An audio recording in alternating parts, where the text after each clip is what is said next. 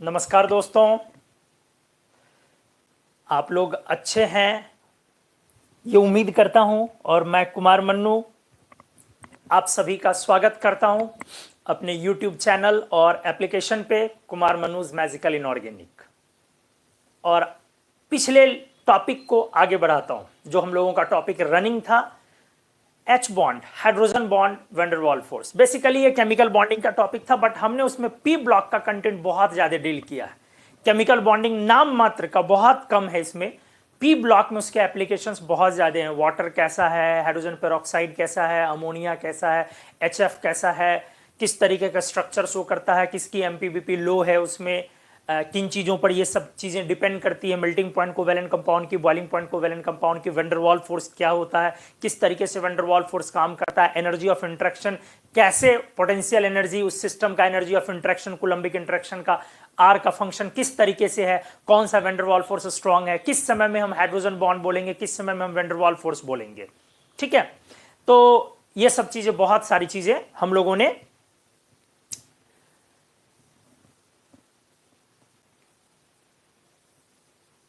Join किया है, sorry deal किया हुआ पीछे। तो चलिए यहां से अब चीजों को आगे बढ़ाते हैं।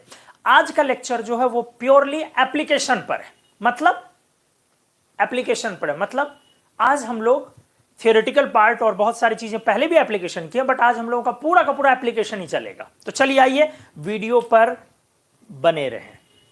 आइए, सबसे पहले मैं ऐसे आपको दिखाता हूं, ध्यान से। एमपी और बीपी कोवैलेंट कंपाउंड्स के किन किन चीजों पर डिपेंड करेंगे। एमपी बीपी मेनली डील हो रहा है boiling point of covalent compounds. अच्छे से देखेंगे आप, कोवैलेंट कंपाउंड्स के किन चीजों पर एमपी बीपी डिपेंड करते हैं। सबसे पहला, लेकिन मेनली बीपी को मैं डील कर रहा हूं, एमपी चलो साथ में लिख दिया, क्योंकि यूजुअली सामान्य तौर पर ऐसा होता है कि भाई जब बीपी ज्यादा है तो एमपी भी ज्यादा होगा। दो चीजों को जब कंपेयर, हमने बोला कि एमपी डिपेंड करता है कि सॉलिड स्टेट में इंटरेक्शन कैसा है मॉलिक्यूल्स के बीच, और बीपी डिपेंड करता है कि लिक्विड स्टेट में इंटरेक्शन कैसा है मॉलिक्यूल्स के बीच। ठीक है, तो दोनों में डिफरेंस है, फिर भी हम लोग जनरल ट्रेंड्स में ले रहे हैं। चलिए आइए, तो हमने लिखा कि मेनली बॉइलिंग पॉइंट कोवैलेंट, तो ये डायरेक्टली प्रोपोर्शनल होगा एक्सटेंट और स्ट्रेंथ ऑफ इंटरमॉलिक्यूलर फोर्सेज। ध्यान से देखोगे, एक्सटेंट या स्ट्रेंथ ऑफ इंटरमॉलिक्यूलर फोर्सेज। सबसे पहला पॉइंट, एक्सटेंट या स्ट्रेंथ ऑफ इंटरमॉलिक्यूलर फोर्सेज, मतलब मॉलिक्यूल के बीच का जो फोर्स है ये कितना स्ट्रांग है। सबसे पहले तो उस चीज पर डिपेंड करेगा ना। जैसे अगर आपका H बॉन्ड है तो वैसे मॉलिक्यूल में इंटरेक्शन मॉलिक्यूल्स के बीच का स्ट्रांग होगा, किससे, वैंडरवाल फोर्सेज से। इसीलिए सामान्य तौर पर वैसा कंपाउंड जिसके अंदर इंटरमॉलिक्यूलर फोर्स वैंडरवाल फोर्स है उससे ज्यादा बॉइलिंग पॉइंट होगा वैसे कंपाउंड का जिसके अंदर इंटरमॉलिक्यूलर फोर्स हाइड्रोजन बॉन्ड है। नहीं, अब अगर मान लो वैंडरवाल फोर्स में भी टाइप देखना होगा। जैसे अगर मान लो डायपोल है किसी के पास, तो वैसे कंपाउंड का बीपी ज्यादा होगा इररेस्पेक्टिव ऑफ वैसे कंपाउंड के जिसके पास आईडी है। क्लियर है ना, क्योंकि ये पोलर के लिए लागू होता है, पोलर कोवैलेंट कंपाउंड्स पर ये लागू होता है, और वो किस पर लागू होता है हमने आपको पढ़ाया है, नॉन पोलर।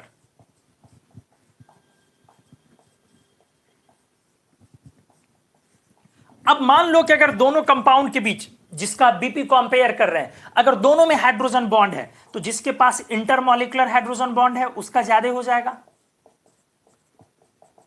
Boiling point. किसके रिस्पेक्ट में, जिसके पास इंट्रामॉलिक्यूलर है उसके रिस्पेक्ट में। तो सबसे पहला पॉइंट, तो बड़ा फैक्टर क्या है बॉइलिंग पॉइंट कंपेयर करने के लिए, सबसे बड़ा फैक्टर क्या है दोस्त, वो है इंटरमॉलिक्यूलर इंटरेक्शन का स्ट्रेंथ या नेचर। इसके बाद सेकेंड, अगर उससे डिफरेंशिएट नहीं हो पाता है आपका एग्जाम्पल, मतलब दोनों में इंटरमॉलिक्यूलर ही है, हाइड्रोजन बॉन्ड, या दोनों एग्जांपल में डायपोल डायपोल ही है। तब सेकंड पॉइंट जो हम लोग लेते हैं बड़ा फैक्टर, वो होता है मॉलिक्यूलर वेट, कि देखना है किस में मॉलिक्यूलर वेट ज्यादा है। हमने आपको पढ़ा है जितना एग्रीगेट मॉलिक्यूलर वेट क्लस्टर का ज्यादा होगा, मॉलिक्यूल का ज्यादा होगा, उतना ही वो मॉलिक्यूल पर ग्रेविटेशनल फोर्स ऑफ अट्रैक्शन ज्यादा ऑपरेट होगा। तो जितना ग्रेविटेशनल फोर्स ऑफ अट्रैक्शन ज्यादा ऑपरेट होगा तो वो लिक्विड फॉर्म में रहना ज्यादा पसंद करेगा, सॉलिड फॉर्म में रहना ज्यादा पसंद करेगा। मॉलिक्यूलर वेट ज्यादा होने से आपका बॉइलिंग पॉइंट, मेल्टिंग पॉइंट बढ़ गया। तो चलिए आइए डायरेक्टली प्रोपोर्शनल क्या लिखोगे अगला पॉइंट दोस्त, मॉलिक्यूलर वेट। ध्यान से नेक्स्ट अगर कुछ लूं तो अगला पॉइंट डाइपोल मोमेंट, क्योंकि डाइपोल मोमेंट के कारण पोलैरिटी आती है। डाइपोल मोमेंट के कारण क्या आती है, पोलैरिटी। पोलैरिटी मतलब चार्ज का मैग्नीट्यूड, क्योंकि आपको पता है कि जब डाइपोल मोमेंट नॉन जीरो है, ग्रेटर देन जीरो है, तो उस समय में मॉलिक्यूल में डाइपोल फोर्स आता है, लेकिन डाइपोल मोमेंट जीरो है तो उस समय में इंटरमॉलिक्यूलर फोर्स आईडी टाइप का होता है। इसीलिए डाइपोल मोमेंट ये सबसे बड़ा फैक्टर है। ये दो, इसके बाद इस फैक्टर की भी अहमियत अच्छी खासी है। इसके बाद के फैक्टर्स थोड़े छोटे होते हैं, जैसे inversely directly proportional surface area, ये सब छोटा फैक्टर है। ध्यान से देखिए मैंने क्या बोला, डायरेक्टली प्रोपोर्शनल सरफेस एरिया, ये तो आप समझ रहे हैं कि क्यों इसके वजह से बॉइलिंग पॉइंट ज्यादा होगा, ये भी हमने आपको समझाया। डाइपोल मोमेंट भी हमने समझाया कि डाइपोल मोमेंट एक्चुअली मॉलिक्यूल पर पोलैरिटी देता है, तो जितना ज्यादा चार्ज होगा उस मॉलिक्यूल पर, तो पोलैरिटी ज्यादा होने से इंटरमॉलिक्यूलर इंटरेक्शन में फोर्स ज्यादा आएगा, क्योंकि वो चार्ज का मैग्नीट्यूड होने से डाइपोल का इंटरेक्शन बढ़ जाएगा, स्ट्रांग हो जाएगा। फिर हमने बोला सरफेस एरिया, मतलब आपके मॉलिक्यूल के पास का सरफेस एरिया कितना ज्यादा है। मान लीजिए कि आपके पास दो एग्जांपल है। एक एग्जांपल है जिस मॉलिक्यूल के पास सरफेस एरिया ज्यादा है, और एक ऐसा मॉलिक्यूल है जिसके पास सरफेस एरिया ज्यादा नहीं, वो स्फेरिकल लुक का है, ज्यादा स्फेरिकल लुक का है। तो आप ही सोचे, जिसका सरफेस एरिया ज्यादा है, ऐसे मॉलिक्यूल ज्यादा जगह पर टच हो पाएंगे, ज्यादा पॉइंट्स पर टच होंगे। क्लियर है? तो इंटरेक्शंस बढ़ेगा दोनों के बीच। लेकिन जो सरफेस पर जगह कम लेता है, स्फेरिकल लुक का है, जैसे दो फुटबॉल को, दो बॉल को टच करो तो वो पॉइंट पर टच होता है, बहुत कम एरिया पर टच होता है, तो वहां पे इंटरेक्शंस थोड़े से पुअर होंगे। क्लियर है? इसलिए ये वाला फैक्टर को ध्यान रखना होता है। लेकिन ये सब फैक्टर डोमिनेटिंग तब होता है जब फोर्स कमजोर हो, बहुत स्ट्रांग नहीं हो, क्योंकि फोर्स सबसे पहला इंपॉर्टेंट चीज है। फोर्स के बाद मॉलिक्यूलर वेट, फिर डाइपोल मोमेंट। अगर ये सब फैक्टर डिसाइड नहीं किया तब सरफेस एरिया पर जाएंगे। तो आप लिखेंगे, ध्यान से देखें, यूजुअली, ध्यान से, यूजुअली दिस इज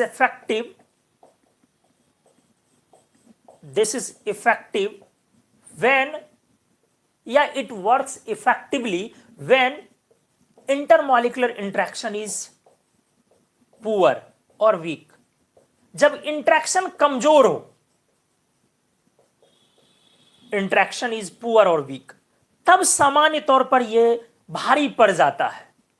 जब इंटरेक्शन क्या हो, आपका कमजोर हो, तब सरफेस एरिया से चीजें डील होती है। नहीं तो इंटरेक्शन अगर स्ट्रांग हो तो सरफेस एरिया वगैरह उतना मैटर नहीं करता, सामान्य तौर पर सब कुछ। इसलिए हमने यूजुअली लिख दिया। इनऑर्गेनिक में जनरली बहुत इंपॉर्टेंट है, क्योंकि इनऑर्गेनिक में आप कोई रूल बनाते हैं तो वो बियॉन्ड द रूल है। इनऑर्गेनिक में रूल बनाना मना है, तो आपने रूल बनाया, इसीलिए इनऑर्गेनिक में रूल नहीं बन सकता, क्योंकि inorganic is the subject of observation of experiments. Inorganic is the subject of observation, experimental subject है। आप एक्सपेरिमेंट को चाहेंगे कि थियरी बना ले, तो आप रूल बनाना चाह रहे हैं, तो जाहिर सी बात है जनरली लिखना पड़ेगा, क्योंकि सोडियम को कोई मतलब नहीं है कि मैग्नीशियम कैसा है। लेकिन अगर आप, क्या मतलब है यार, सोडियम पानी में डालने पर वो बर्न कर रहा है, जल रहा है, एक्सोथर्मिक रिएक्शन कर रहा है, तो उसको इस बात से क्या मतलब है कि जिंक को पानी में डालो तो वो एंडोथर्मिक कर रहा है? क्या मतलब है सोडियम को जिंक से? लेकिन आप चाहते कि हम जनरलाइजेशन कर दें ताकि मेरे को याद रहे, तो आप जनरलाइजेशन कर रहे हो, आप नियम बना रहे हो, उससे सोडियम को क्या मतलब? इसीलिए कभी कोई एलिमेंट उसको फॉलो करेगा, कोई नहीं करेगा। समझिए, केमिस्ट्री में एग्जाम्पल अपने आप में सब अलग है और आप सबको एक रूल पर लाना चाह रहे हो, इसीलिए जनरलाइजेशन के लिए तैयार रहना पड़ेगा आपको। बाकी मैं हमेशा बोलता हूं पूरी इनऑर्गेनिक में एक ही रूल है, एक ही नियम है कि इनऑर्गेनिक में कोई रूल नहीं है। ये बात मैं बार बार आपको सिखाता हूं। तो चलो आ जाओ सरफेस एरिया पर डायरेक्टली पोर्शनल।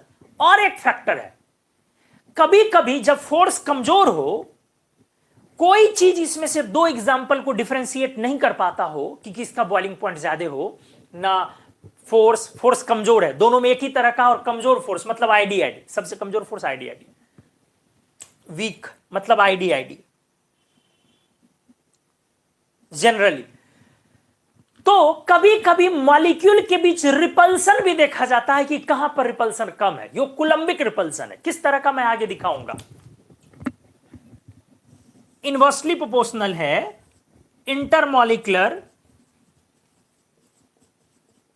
Intermolecular कुलंबिक रेपल्सिव forces.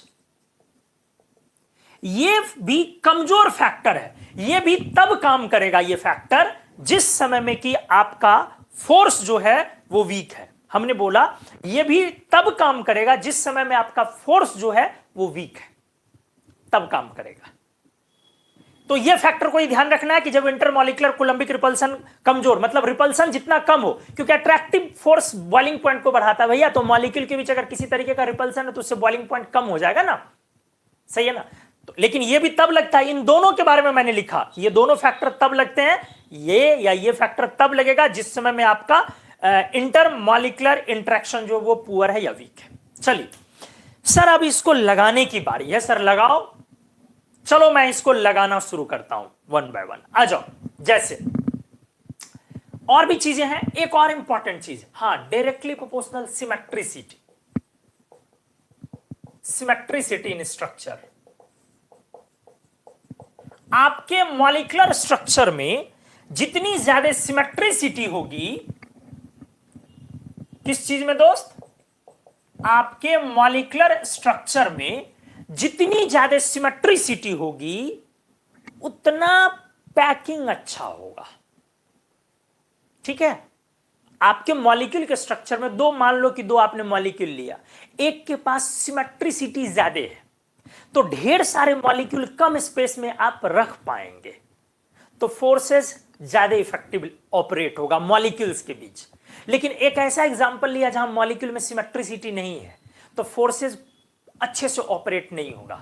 लेकिन ये सिमेट्रिसिटी मॉलिक्यूलर स्ट्रक्चर में फैक्टर है, लेकिन इसके बारे में एक पॉइंट है, ये पॉइंट अच्छे से जानिए। Usually this is effective, this is much effective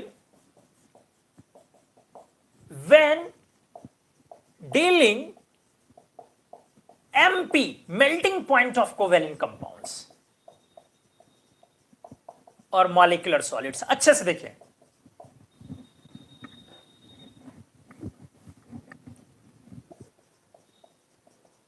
covalent molecular solids. Sir क्या लिखा आपने, फिर से देखो, मैंने बोला देखो सिमेट्रिसिटी मतलब पैकिंग से रिलेटेड है। हमने बोला कि आपके मॉलिक्यूलर स्ट्रक्चर में जितनी ज्यादा सिमेट्रिसिटी होगी तो इससे क्या होगा, आप एक यूनिट वॉल्यूम में जब उस मॉलिक्यूल को रखने की कोशिश करेंगे तो ज्यादा से ज्यादा, जैसे बुक को कैसे देखते हो और बॉल को देखो, या कोई दूसरा ऐसा चीज लो जो इररेगुलर शेप का, उसको आप रखोगे किसी कार्टन में तो वो ज्यादा अच्छे से उसमें टच नहीं करेगा एरिया सबका। बट बुक को आप रखो एक कार्टन में तो बहुत सारे बुक्स आएंगे, ज्यादा से ज्यादा एरिया टच होगा। किस वजह से, सिमेट्रिक है, स्ट्रक्चर में सिमेट्रिसिटी। तो हमने बोला सिमेट्रिसिटी एमपी और बीपी दोनों को सही करता है, लेकिन फिर भी हमने बोला दोस्त कि ये रिलेटिवली मेल्टिंग पॉइंट में बहुत इफेक्टिवली लगता है। क्यों, क्योंकि मेल्टिंग पॉइंट जब डील करेंगे इसका मतलब सॉलिड है, तो सॉलिड में पैकिंग ज्यादा इंपॉर्टेंट चीज है, गैस में पैकिंग उतना इंपॉर्टेंट नहीं है। क्यों, क्योंकि मोबाइल है ना आपका मॉलिक्यूल्स, गैसियस फेज में तो मॉलिक्यूल मोबाइल है, तो काहे का पैकिंग भैया, पैकिंग की बातें उतनी नहीं उठेगी। लेकिन जब आप क्या डील कर रहे हैं, मेल्टिंग पॉइंट, तो सॉलिड फेज में पैकिंग की बातें बहुत इंपॉर्टेंट हो जाएगी। इसलिए सिमेट्रिसिटी बहुत बड़ा पॉइंट होगा, सारे चीज को दबा देगा, जानते हो, सब फैक्टर को दबा दे सकता है जब आप मेल्टिंग पॉइंट डील कर रहे हैं। हम एग्जाम्पल करेंगे ना तब आपका दिमाग पैरासूट की तरह खुलेगा। एग्जाम्पल मैं लाऊंगा तब आपको अच्छे से वो चीजें समझ में आएगी, लेकिन फिर भी थोड़ी बहुत तो आई होंगी ना। सॉलिड फेज में पैकिंग इंपॉर्टेंट होगा ना, गैस में कैसे पैकिंग उतना इंपॉर्टेंट होगा, वो तो मोबाइल है। सॉलिड में तो आप समझ रहे हैं, ठीक है। तो चलो अब ये एक बड़ा फैक्टर है, लेकिन usually this is much effective. कब ये बहुत ज्यादा इफेक्टिव है, जब आप डील करते हैं किस चीज को, when dealing melting point property या melting point of covalent molecular solids. सही है। और भी फैक्टर्स हो सकते हैं यार, लेकिन काम करने का नहीं। चलो आ जाओ, एप्लीकेशन लगाता हूं मैं। जैसे मान लो हमने पहला एप्लीकेशन लिया H2 और हीलियम, और हमने इन दोनों का आपसे पूछा कि बताओ हीट ऑफ वेपराइजेशन किसका ज्यादा होगा।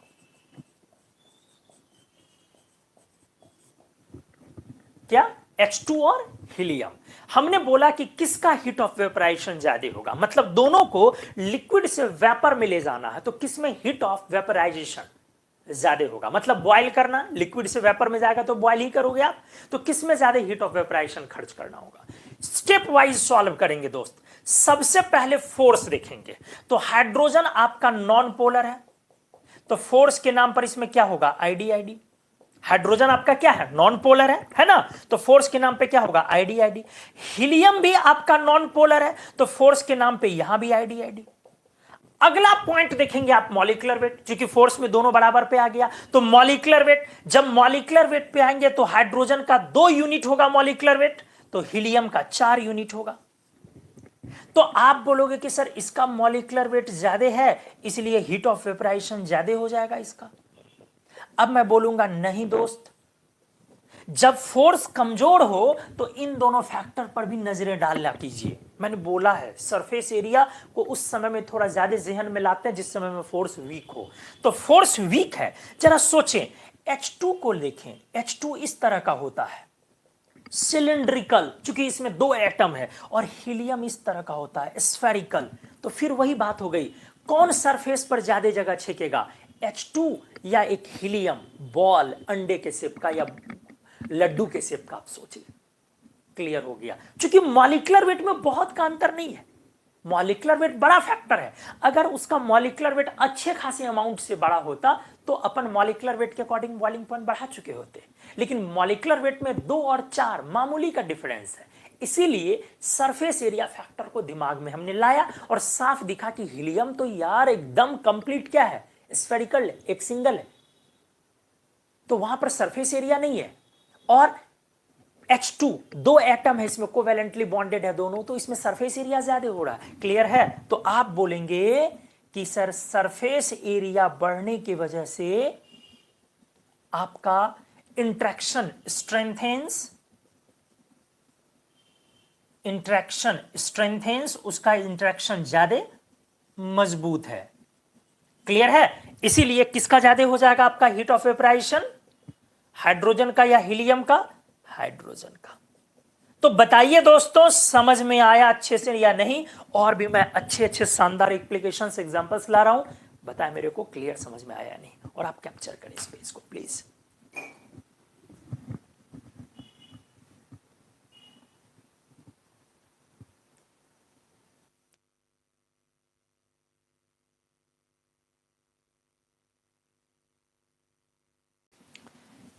तो हमने बोला कि आपका जो ये एप्लीकेशन है, उस एप्लीकेशन पर हमने टॉपिक वाइज वीडियो भी अपलोड किया है, आप स्टोर में उसको देख सकते हैं। चैप्टर वाइज भी चीज़ें अपलोड हो रही हैं, और कोर्स, कंप्लीट कोर्स वाइज भी।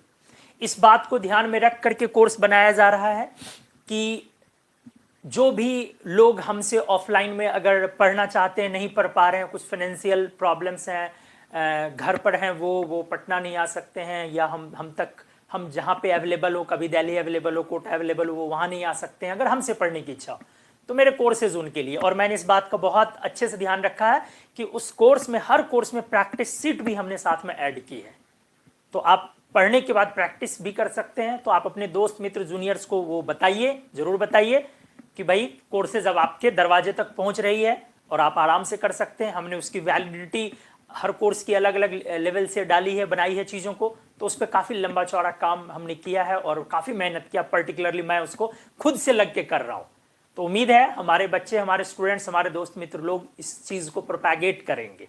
ठीक है, आप अगर कहीं किसी टाउन में रह रहे हैं या कहीं कोर विलेज एरिया में रह रहे हैं तो वहाँ के जो स्टूडेंट्स हैं वहाँ को आप उन सबको आप पहले यूनिट से बोल सकते हैं कि वो चीज़ें तुम लोग पढ़ सकते हो।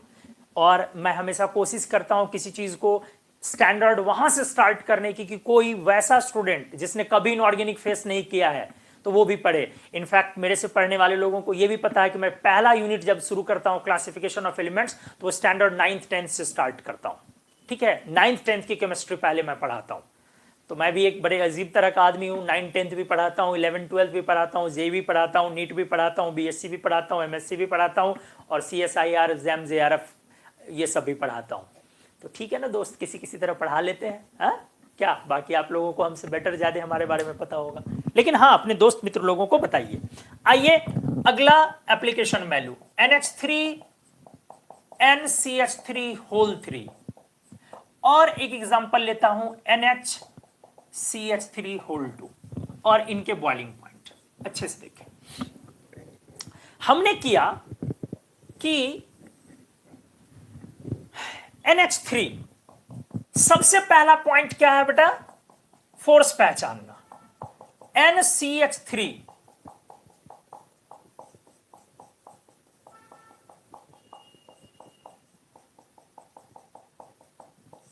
ध्यान से, और NHCH3 फोर्स पहचानना सबसे पहला पॉइंट। NH3 का जो फोर्स है वो क्या है, तो वीक H बॉन्ड है, कमजोर H बॉन्ड है। ठीक है, और यहां पे वीक H बॉन्ड है, यहां पे H बॉन्ड तो नहीं है क्योंकि हाइड्रोजन जो अटैच है किससे अटैच है, sp3 कार्बन से अटैच है, आप देख सकते हैं। तो ये H बॉन्ड तो नहीं बना सकता है, तो इसमें कौन सा है, ये नॉन पोलर भी नहीं है, पोलर है क्योंकि नेट डायपोल मोमेंट कैंसिल नहीं होगा, ऊपर लोन पेयर है। तो यहां पर कौन सा फोर्स होगा, डायपोल डायपोल। अब यहां आ जाए, यहां ये वाला हाइड्रोजन हाई इलेक्ट्रोनेगेटिव से अटैच है, इसीलिए ये H बॉन्ड का भी एग्जाम्पल है और डायपोल डायपोल का भी एग्जाम्पल है। लेकिन जो H बॉन्ड है ये आप सोचिए अच्छे से कि अमोनिया में कमजोर है, जबकि 3-3 हाइड्रोजन है और यहां तो हमने एक ही हाइड्रोजन रखा है, इसलिए वेरी वीक H बॉन्ड लिखेंगे हम लोग। क्लियर है। अब फैक्टर को जरा देखें, हम क्या लगाएं, क्या H बॉन्ड वाले का बॉइलिंग पॉइंट डायपोल डायपोल से ज्यादा कर दे वैन डर वाल्स फोर्स वाले से। अगर ऐसा करते हैं तो आप मॉलिक्यूलर वेट को भी देखें, इसके पास मॉलिक्यूलर वेट 14 + 3 17 यूनिट की है, मान लो हाइड्रोजन को इग्नोर कर दो तो 14, और इसके पास वो 14 तो है ही और 15 15 15 मतलब एक्स्ट्रा है, मतलब इसके रिस्पेक्ट में 4 गुना ज्यादा मॉलिक्यूलर वेट है। तो एक तो आपका जो है वो काफी कमजोर H बॉन्ड है उसके पास, अच्छे से है। एक तो उसके पास NH3 के पास काफी कमजोर H बॉन्ड है और NCH3 होल 3 के पास मॉलिक्यूलर वेट बहुत ज्यादा है। तो मैं क्या करूं, वीक H बॉन्ड के कारण उसका बॉइलिंग पॉइंट ज्यादा करूं कि हाई मॉलिक्यूलर वेट के कारण इसका ज्यादा करूं, तो हाई मॉलिक्यूलर वेट के कारण इसका करना। समझ में आया होगा, मॉलिक्यूलर वेट डोमिनेट कर गया किस पे, H बॉन्ड पे, क्योंकि वो वीक H बॉन्ड है। अब रहा सवाल इसका, इसके पास H बॉन्ड भी है और मॉलिक्यूलर वेट भी ज्यादा है, लेकिन आपने गौर नहीं किया, एक हाइड्रोजन की जगह एक मिथाइल, दो हाइड्रोजन की जगह दूसरा और तीसरे की जगह तीसरा मिथाइल भी हमने लिया, फिर भी मॉलिक्यूलर वेट ही भारी पड़ा। इसका मतलब है मॉलिक्यूलर वेट ही भारी पड़ेगा अल्टीमेटली। क्लियर है। तो आप इस एग्जांपल में किसके हिसाब से डील किया आपने, boiling point directly proportional molecular weight. मतलब किसका बॉइलिंग पॉइंट ज्यादा हो गया दोस्त, सबसे ज्यादा NCH3 whole 3, then after NHCH3 whole 2 और फिर NH3 का। क्लियर हो गया होगा। नेक्स्ट एग्जांपल मैं लेता हूं N3H वर्सेज N3CH3। ध्यान से देखेंगे, अब यहां पे मैंने फिर ऐसा ही एग्जांपल ये भी बनाया और बॉइलिंग पॉइंट पूछ रहा हूं। तो आप बोलोगे कि सर यहां भी एक नाइट्रोजन से हाइड्रोजन अटैच, यहां भी अटैच, और एक हाइड्रोजन की जगह एक एक मिथाइल जब हमने लिया तो मिथाइल वाले का बॉइलिंग पॉइंट ज्यादा हुआ, तो सर उस अकॉर्डिंग करूं तब तो इसका बॉइलिंग पॉइंट ज्यादा हो जाएगा, क्योंकि मॉलिक्यूलर वेट यहां भी ले लूं मैं। ध्यान से ध्यान से ध्यान से ध्यान से ध्यान से मैं बोलूंगा नहीं दोस्त, इस बार जो इसका मॉलिक्यूलर एच बॉन्ड है वो स्ट्रॉन्ग एच बॉन्ड है। कैसे जरा फील करो, कैसे जरा फील करो, एक नहीं दो नहीं तीन तीन नाइट्रोजन से ये हाइड्रोजन अटैच है। ध्यान से, ये जो हाइड्रोजन अटैच है ये sp2 नाइट्रोजन है, जो काफी आपने तो पढ़ा है, हमने आपको पढ़ाया है कि s कैरेक्टर ज्यादा होने से ये हाई इलेक्ट्रोनेगेटिविटी वाला एलिमेंट है, तो इसीलिए ये काफी स्ट्रॉन्ग हाइड्रोजन बॉन्ड बनाएगा। तीन तीन नाइट्रोजन से जुड़ा हुआ है ये हाइड्रोजन, तो यहां पर बॉइलिंग पॉइंट मॉलिक्यूलर वेट से डील नहीं करोगे। बहुत अच्छा एग्जांपल है, N3H का ज्यादा होगा NCH3 होगा।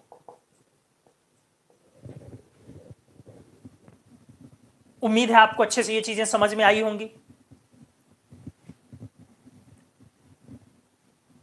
ठीक है, क्यों ऐसा हुआ कि जब पिछले एग्जांपल में हमने हाइड्रोजन नाइट्रोजन पर लगा था और मिथाइल लगा था, तो एच बॉन्ड पर हमने दबा दिया। किस फैक्टर से दबा दिया भैया? तो मॉलिक्यूलर वेट से। तो यहां पे क्यों नहीं दबाया? क्योंकि वहां पर वो वीक एच बॉन्ड था। यहां N से अटैच नहीं है H, यहां N3 ग्रुप से अटैच है H, और N3 group azide group is high electronegative group, क्योंकि sp2 नाइट्रोजन है। sp2 नाइट्रोजन की इलेक्ट्रोनेगेटिविटी काफी होती है, हाई इलेक्ट्रोनेगेटिविटी होती है उसकी, इसीलिए इस बार H बॉन्ड फैक्टर डोमिनेट किया मॉलिक्यूलर वेट पर। यूजुअली H बॉन्ड को ही डोमिनेट करना होता, बट H बॉन्ड पर कब मॉलिक्यूलर वेट डोमिनेट कर जाएगा? जब H बॉन्ड आपका वीक हो। उम्मीद है ये बातें समझ में आई होंगी आपको। नेक्स्ट आ जाइए, अगर मैं एप्लीकेशन दूं, अच्छे से देखो, अगर मैं एप्लीकेशन दूं आपको नॉर्मल पेंटेन, आइसोपेंटेन और नियोपेंटेन, और मैं बॉइलिंग पॉइंट पूछूं, अच्छे से देखो, तो तीनों में पहले फोर्स देख लो, आइसोमर्स हैं, तो तीनों में मॉलिक्यूलर वेट तो कांस्टेंट है, और फोर्स भी तीनों, एल्केन जितने भी हैं नॉन पोलर हैं, हमने पढ़ा है आपको, एल्केन्स नॉन पोलर हो गए, तो ये सारे के सारे एल्केन्स हैं, नॉन पोलर हैं, तो आईडी आईडी फोर्स हुआ, सब में आईडी आईडी हो गया दोस्त। फोर्स भी डिसाइड नहीं कर पा रहा है, इंटरेक्शन नहीं डिसाइड कर पा रहा है कि किसका बॉइलिंग पॉइंट ज्यादा हो, और ना ही डिसाइड कर पा रहा है कौन? मॉलिक्यूलर वेट, क्योंकि तीनों के मॉलिक्यूलर वेट सेम है। तो अगला फैक्टर डायपोल मोमेंट तो डिसाइड करेगा नहीं, क्योंकि नॉन पोलर है। हमने बोला कि जब आपका फोर्स कमजोर रहे तो एक नजर उठा के डाल लिया करो सरफेस एरिया पर। यहां भी सरफेस एरिया काम किया है, हमने आपको डिस्कस नहीं किया, बट ये भी देख लो, तीन तीन मिथाइल कितना जगह लेगा, इसके पास भी सरफेस एरिया अच्छा खासा है। यहां भी हमने बोला सरफेस एरिया भी इसके पास अच्छा खासा है, लेकिन मॉलिक्यूलर वेट बहुत ज्यादा था, तो चलो हम लोगों ने उसको नहीं भी डील किया। लेकिन यहां पर अब कौन सा फैक्टर? Surface area. जरा सोचो, नॉर्मल पेंटेन ऐसे होगा जब आप आइसो लोगे, और जब आप नियो लोगे, अच्छे से देख लें, तो जरा सोचे किसमें सरफेस एरिया ज्यादा है। ये देखो, ये स्फेरिकल लुक लेने लगा, ये देखो कितना स्फेरिकल लुक ले लिया। क्लियर हुआ? नॉर्मल वाले का इधर आपका सरफेस एरिया ज्यादा है, इसीलिए आपका बॉइलिंग पॉइंट नॉर्मल पेंटेन का ज्यादा है, आइसो से आइसो का ज्यादा है नियो से। अब समझ में आया होगा कि कैसे फैक्टर को लगाते हैं। हमने पहले फोर्स लिखा, फोर्स सब में सेम है, फिर हमने मॉलिक्यूलर वेट लिखा, आइसोमर्स है तो सेम है, फिर हमने सरफेस एरिया भी देखा तो सरफेस एरिया से डिफरेंशिएट हो गया। अगर मान लो इसी तरीके से मैं लिखूं बॉइलिंग पॉइंट नॉर्मल ब्यूटेन और आइसोब्यूटेन का, तो बोलोगे सर नॉर्मल ब्यूटेन का ज्यादा होगा आइसोब्यूटेन से, सरफेस एरिया के कारण। अगर मैं बोलूं बॉइलिंग पॉइंट H2O और D2O में किसका ज्यादा होगा, जरा ध्यान दो, तो ये दोनों क्या है आपका, ध्यान से, हाइड्रोजन और ड्यूटेरियम दोनों क्या है? हाइड्रोजन का आइसोटोप है, तो डेफिनेटली अब दोनों हाइड्रोजन एलिमेंट ही है, लेकिन ये आइसोटोप है, तो मॉलिक्यूलर वेट वाइज ज्यादा होगा, इसका बॉइलिंग पॉइंट ज्यादा होगा। अगर मैं आपसे बोलूं कि बॉइलिंग पॉइंट बोलो H2D2T2, H2D2T2, फिर वही बात, मॉलिक्यूलर वेट लगाओगे, चूंकि सब में आईडी आईडी फोर्स है, सब में आईडी आईडी कांस्टेंट है, और सब हाइड्रोजन ही है, तो बॉइलिंग पॉइंट इधर का ज्यादा हो जाएगा, डायरेक्टली प्रोपोर्शनल मॉलिक्यूलर वेट हो गया। छोटे छोटे एग्जांपल्स मैंने लिए हैं, लेकिन धीरे धीरे एग्जांपल्स अच्छे लूंगा। अगर मैं नेक्स्ट पेज में आता हूं, NF3 और NCH3, सॉरी NF3 और ले लेता हूं, चलो NCH3, ठीक है, यही लेता हूं।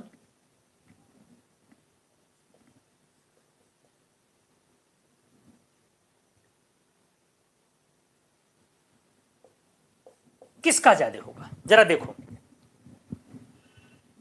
NF3 और NCH3 होल 3। तो एक बार फिर से अच्छे से देखो। अब चलो अगले पेज में मैं इसको एक्सप्लेन करता हूं, क्योंकि बड़ा अच्छा एग्जांपल है। आप स्क्रीनशॉट लेंगे, मैं नेक्स्ट पेज में इसको एक्सप्लेन करता हूं। बढ़िया एग्जांपल मैंने लिया।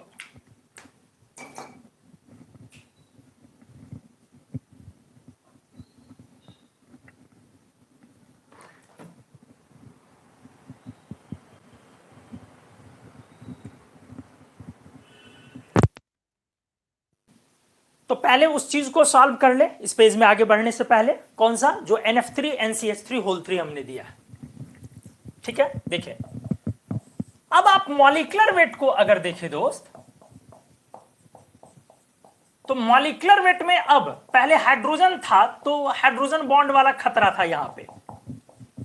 अब मॉलिक्यूलर वेट में देखें तो बराबरी का हिसाब किताब आया है, 19 और 15। यहां भी डायपोल डायपोल और यहां भी डायपोल डायपोल। तो अब कौन सा फैक्टर अपन लें बॉइलिंग पॉइंट के लिए? तो इसके पास मिथाइल का सरफेस एरिया, समझ में आया? Large surface area. वहीं पे आपका फ्लोरीन छोटा एटम है, इसीलिए फाइनली इसका बॉइलिंग पॉइंट ज्यादा हो गया। इसी तरीके से अगर BF3 और BCH3 होल 3 आ जाए तो बॉइलिंग पॉइंट किसका ज्यादा हो जाएगा? इसका बॉइलिंग पॉइंट ज्यादा होगा। चलो मैं बड़ा अच्छा एग्जांपल अगला ले रहा हूं, डाइक्लोरोबेंजीन, 1,2 डाइक्लोरोबेंजीन। दूसरा ले रहा हूं 1,3 और तीसरा ले रहा हूं 1,4। अच्छे से आ जाए और मैं बॉइलिंग पॉइंट डिस्कस करना चाहता हूं। तो सबसे पहला काम हमने, बहुत बढ़िया एग्जांपल, बहुत शानदार लर्निंग, अच्छे से सीखिए। सबसे पहला चीज हमने क्या बेटा आपको बोला कि आप तीनों में फोर्स देखोगे। तो पहले वाले में बेंजीन रिंग के कारण तो नॉन पोलर है, लेकिन दो क्लोरीन डायपोल मोमेंट को जरा फील करें। ये इधर क्लोरीन का, सही है, और ये 60 डिग्री पर इधर दूसरा वेक्टर, सही है ना? कितने पर? ये एंगल कितना? 60 डिग्री। सेकंड में यही चीज 120 डिग्री पर यही आ गया, और थर्ड में यही चीज 180 पर आ गया। तो धीरे धीरे वेक्टर का रिजल्टेंट कम होगा, क्योंकि डाइवर्ट कर रहा है, सही है ना? तो यहां पे ये पोलर, लेकिन ये वो नॉन पोलर। पहला वाला क्या आ गया? पोलर। तो कौन सा फोर्स आएगा? Dipole dipole. दूसरा वाला क्या आ गया? पोलर। फिर कौन सा फोर्स होगा? Dipole dipole. लेकिन दोस्त तीसरे वाले पे जब जाओगे तो तीसरा वाला क्या हो गया? Non polar. जब नॉन पोलर हो गया तो क्या हो गया? Induce dipole induce dipole. Clear है? तो अब सोचो, इसका मतलब बॉइलिंग पॉइंट सबसे कम हो गया। हालांकि इसमें सिमेट्रिसिटी है, गौर से देखा आपने, सिमेट्रिक है, किताब की तरह इसको बेंजी। ये तो प्लेनर है ना, इसको रखोगे तो ऐसे बुक की तरह ऐसे रखा चले जाएगा वो अच्छे से। तो सिमेट्रिक है, उन दोनों के रिस्पेक्ट में ये सिमेट्रिक है। तो सिमेट्रिसिटी से एमपीपीपी बढ़ता है। लेकिन हमने अभी थोड़ी देर पहले क्या समझाया आपको? जो सिमेट्रिसिटी वाली चीजें हैं वो बीपी को कम अफेक्ट करती है, एमपी पर वो बहुत ज्यादा असर डालती है। क्लियर हुआ? तो चलो, ये बीपी में घटा, फिलहाल सिमेट्रिसिटी को हम लोग बीपी में नहीं इस्तेमाल करते हैं ज्यादा, तो बीपी में ये कम हुआ, और इन दोनों में डायपोल मोमेंट किसका ज्यादा होगा? उधर वाले का ना, डायपोल मोमेंट तो इधर ज्यादा होगा। डायपोल मोमेंट ज्यादा होने से एक्सटेंट ऑफ पोलैरिटी बढ़ जाती है, और जब एक्सटेंट ऑफ पोलैरिटी बढ़ जाए तो आपका बॉइलिंग पॉइंट बढ़ जाएगा। फाइनली बॉइलिंग पॉइंट बढ़ गया। दोस्त जानते हो, वाइल जब आप इसका मेल्टिंग पॉइंट डील करेंगे ध्यान से, तो मेल्टिंग पॉइंट के समय में जो नॉन पोलर है, जहां पर आईडी आईडी है, ये बहुत ज्यादा है, बहुत ज्यादा। किससे? अब उन दोनों में डायपोल मोमेंट लगाओगे तुम। क्लियर हुआ मैंने क्या बोला? इन दोनों में डायपोल मोमेंट लगाओगे, जबकि इन दोनों में डायपोल डायपोल है, तो इन दोनों में तुम डायपोल मोमेंट लगाओगे कि म्यू नेट डायपोल मोमेंट बढ़ गया, आपका मेल्टिंग पॉइंट बढ़ गया, क्योंकि मॉलिक्यूलर वेट तो सब में सेम है। मॉलिक्यूलर वेट तो दोस्त तीनों में सेम है। देखो कितना ज्यादा इसका हो गया high melting point. Abnormally high melting point is due to, abnormally high melting point is due to symmetricity in molecular structure। यही बात दोस्त हमने बोला था। तो इनऑर्गेनिक में थियरी कोई काम की चीज नहीं है, इनऑर्गेनिक में एप्लीकेशन काम की चीज है। जितना एप्लीकेशन करो कॉन्सेप्ट्स उतने क्लियर होते जाएंगे आपके। उम्मीद है ये वाला अच्छे से आपको एप्लीकेशन अब समझ में आया होगा कि सिमेट्रिसिटी कैसे रोल प्ले करता है। चलो नेक्स्ट आ जाओ। अगला कुछ ऐसा ही मैं लूं, नया एप्लीकेशन लेता हूं, ध्यान दे।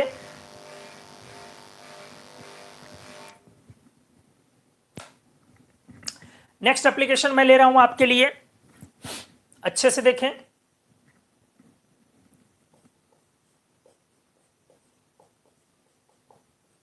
Fluoro chloro bromo. हालांकि एप्लीकेशन हमने पीछे भी किया, फिर भी मैं एक बार लिख रहा हूं, आराम से देखिए। Force, intramolecular hydrogen bond, force intramolecular hydrogen bond, chlorine बनाएगा। फोर्स ये नहीं बनाएगा तो इंटरमोलिकुलर हाइड्रोजन बॉन्ड, तो इंटर वाले का तो बॉइलिंग पॉइंट ज्यादा होगा। अब दोनों इंटर है तो इसका मॉलिक्यूलर वेट ज्यादा है, फ्लोरीन 19 की जगह क्लोरीन 35, तो बॉइलिंग पॉइंट बढ़ गया। और इसमें इंटर तो है ही, प्लस मॉलिक्यूलर वेट भी बढ़ गया, ब्रोमीन 80, इसीलिए कुल मिला के इधर बॉइलिंग पॉइंट बढ़ गया फाइनली।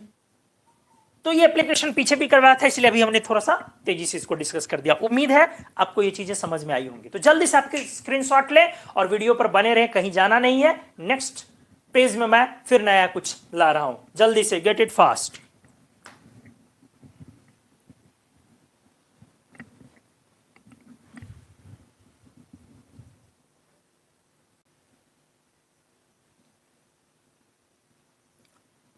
चलिए, तो नए एप्लीकेशन को लेके मैं आ रहा हूं, ठीक से। HX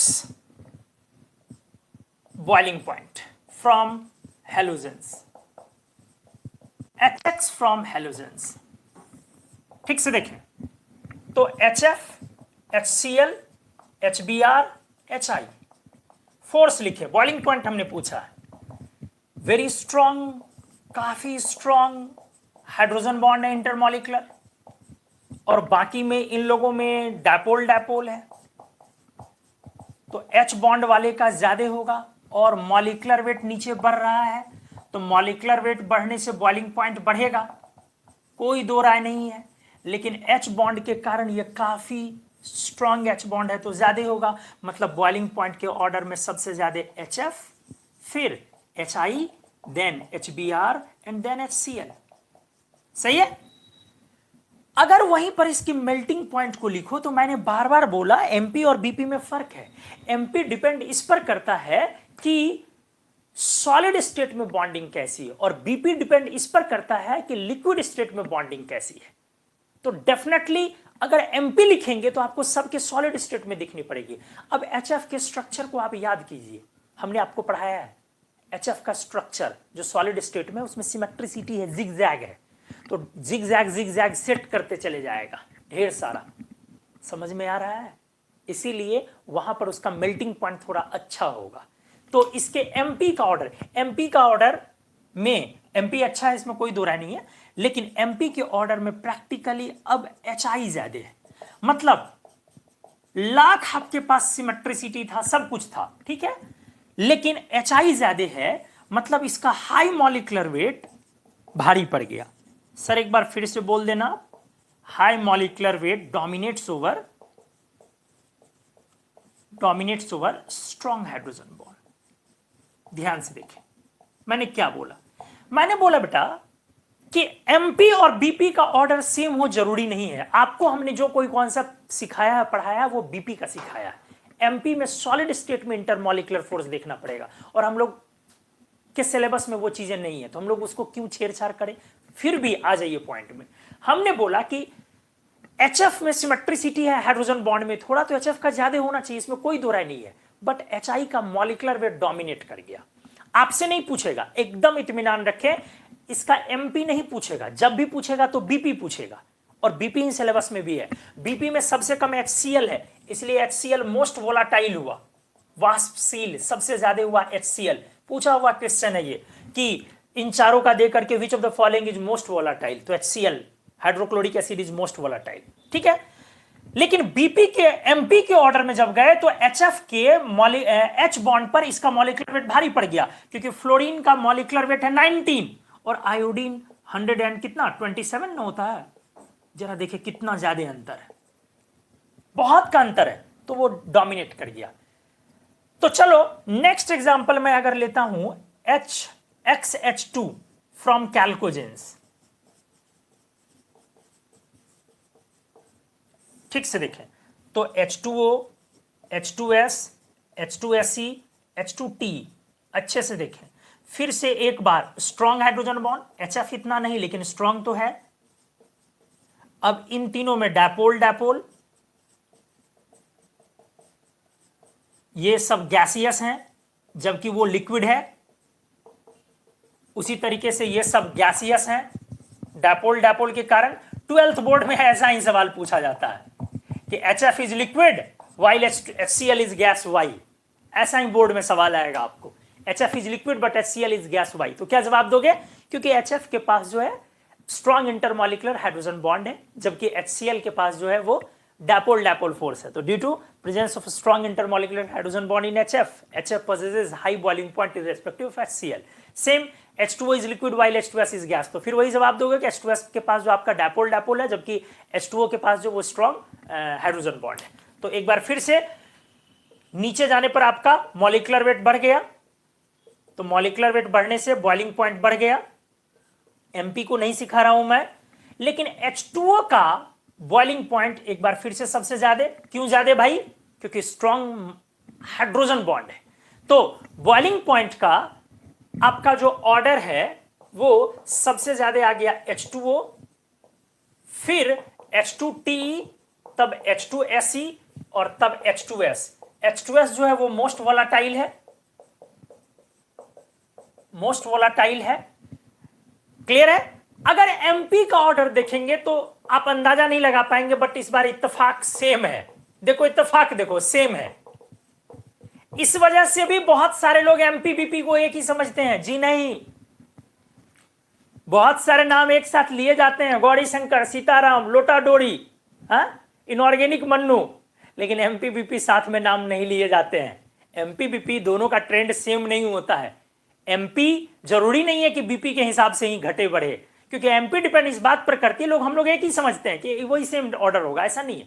एमपी डिपेंड करता है कि आपके सॉलिड फेज में, हमने तो आपको मेटेलिक बॉन्डिंग में भी डिटेल में पढ़ाया है, वहां भी हमने दिखाया ऑर्डर करके कि एमपी बीपी को ऑर्डर सेम पूरे पीरियोडिक टेबल में किसी ग्रुप में नहीं होता, सिर्फ एक ग्रुप को छोड़ के, और वो ग्रुप कौन है याद करो, सिर्फ एक ग्रुप, एल्कली मेटल ग्रुप। बाकी किसी ग्रुप में सेम ट्रेंड नहीं होता एग्जैक्ट, ठीक है।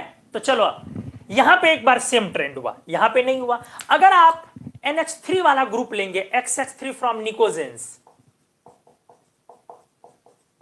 XH3 फ्रॉम निकोजेंस, ध्यान से ये वाला ग्रुप लेंगे तो ध्यान से देखें, NH3 PH3 ASH3 SbH3।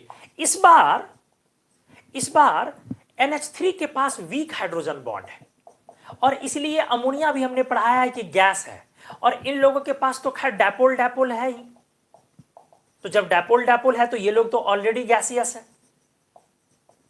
अब ध्यान से, फिर मॉलिक्यूलर वेट बढ़ेगा आपका, तो मॉलिक्यूलर वेट बढ़ने से बॉइलिंग पॉइंट बढ़ेगा, लेकिन अमोनिया के पास हाइड्रोजन बॉन्ड है, हां कमजोर हाइड्रोजन बॉन्ड है, इसलिए ये यहां नहीं आ पाएगा दोस्त, ये यहां रह गया। हाइड्रोजन बॉन्ड है बट वीक एच बॉन्ड है। ये सारे एप्लीकेशंस पी ब्लॉक से और 12th वाले एरिया से, तो ये यहीं पे रह गया, इस बार इसको क्रॉस नहीं कर पाया क्योंकि इसका हाइड्रोजन बॉन्ड वीक है। तो फाइनली यहां पर बीपी का ऑर्डर क्या आ गया, इस बार SbH3, देन आफ्टर NH3, तब ASH3 और तब PH3। PH3 इस बार आपका क्या हुआ बेटा, मोस्ट वोलाटाइल हो गया, सबसे ज्यादा वाष्पशील हो गया। और जब MP का ऑर्डर लिखे तो हमने क्या बोला, जरूरी नहीं है सेम हो, MP में अमोनिया आगे आ गया। तो देखो कितना शानदार ट्रेंड है, एक बार जरा ध्यान दें, गौर करें। जब आपने HF से लेके HI किया तो BP में HF ज्यादा, MP में HF एक पोजीशन पीछे, H2O वाले में सब में दोनों में MP BP दोनों में H2O आगे, और अमोनिया वाले में BP में अमोनिया आगे नहीं, SbH3 आगे, जबकि MP में अमोनिया आगे। HF वाले में BP में HF आगे, जबकि MP में HF एक पोजीशन पीछे। अमोनिया वाले में BP में अमोनिया एक पोजीशन पीछे, जबकि MP में अमोनिया आगे, और H2O वाले में H2O MP BP दोनों में सबसे आगे। इसीलिए हमने एक साथ किया कि आपको फील आए जब मैं चीजों को मिला करके डिस्कस करूं। अगला एप्लीकेशन मैं आपको दे रहा हूं, जरा अच्छे से आ जाए। HF, H2O, H2O2 और अमोनिया का बॉइलिंग पॉइंट अच्छे से देखें। सबसे पहले सब में, ये तो सारे हाइड्रोजन बॉन्ड वाले एग्जांपल है, अब तो तुरंत तुरंत पकड़ रहे होंगे आप। इसके पास दो वेरी स्ट्रॉन्ग हाइड्रोजन बॉन्ड्स हैं, दो ही हैं लेकिन काफी स्ट्रॉन्ग हैं। इसके पास 4 हैं और स्ट्रॉन्ग हाइड्रोजन बॉन्ड्स हैं। नहीं, इसके पास हमने पढ़ाया है 6 है और स्ट्रॉन्ग है। तो बॉइलिंग पॉइंट तो इफेक्टिविटी पर डिपेंड करेगा, 4 है बट वीक है। तो आप यहां पर देख पा रहे होंगे ध्यान से, इफेक्टिविटी, मॉलिक्यूलर वेट को भी देखना है। मॉलिक्यूलर वेट तो अप्रॉक्स करीब करीब सब में सेम है, थोड़ा बहुत का अंतर है। तो मॉलिक्यूलर वेट को भी, जैसे फ्लोरीन, ऑक्सीजन और नाइट्रोजन का मॉलिक्यूलर वेट करीब करीब सेम है, तो इसके पास एक तो मॉलिक्यूलर वेट एक ऑक्सीजन का एक्स्ट्रा है 16 यूनिट पॉइंट, इसके पास तो एक 16 यूनिट एक्स्ट्रा मॉलिक्यूलर वेट है, ऊपर से स्ट्रॉन्ग हाइड्रोजन बॉन्ड और संख्या में भी 6 है, नंबर में भी 6 है। इसीलिए इसके पास 2 ही है, काफी स्ट्रॉन्ग है, लेकिन इसका 6 और ऊपर से मॉलिक्यूलर वेट भी ज्यादा, तो बॉइलिंग पॉइंट में क्लियरली H2O2 हाइड्रोजन पेरोक्साइड ज्यादा। इसके बाद इसके पास 2 वेरी स्ट्रॉन्ग और इसके पास 4 स्ट्रॉन्ग, 4 स्ट्रॉन्ग और 2 वेरी स्ट्रॉन्ग, तो 4 स्ट्रॉन्ग वाले का नंबर आ जाएगा। अब 2 वेरी स्ट्रॉन्ग और 4 वीक, अमोनिया का तो काफी वीक, वो गैसियस है, तो इसीलिए अगला नंबर हो जाएगा HF, तब हो जाएगा अमोनिया। बहुत अच्छा एग्जांपल था ये, काफी अच्छा एप्लीकेशन। तो आप स्क्रीनशॉट ले, अगले पेज में फिर कुछ मैजिकल कॉन्सेप्ट्स लाता हूं, मैजिकल एप्लीकेशंस लाता हूं, जल्दी से please.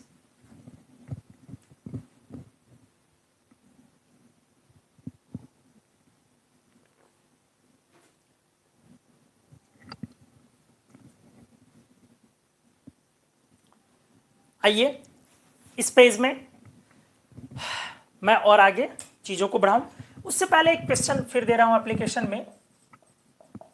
Which of the following boils above 100 degree centigrade? A HF, B H2O। ध्यान से देखिए, टाइप 1 स्टूडेंट टाइप 1 स्टूडेंट, पहले तरह का स्टूडेंट कैसे सॉल्व करेगा? वो करेगा कि बॉइलिंग पॉइंट HF का ज्यादा होगा, तब H2O H2O2 में H2O का, ध्यान से, क्यों? इन दोनों में इसका स्ट्रॉन्ग हाइड्रोजन बॉन्ड होता है, आपको भी हमने पढ़ाया है। H ऑफ H2O में, H2O और H2O2 में, क्योंकि यहां ज्यादा फॉर्मल चार्ज लेके ये आता है, ज्यादा पोलैरिटी लेके आता है।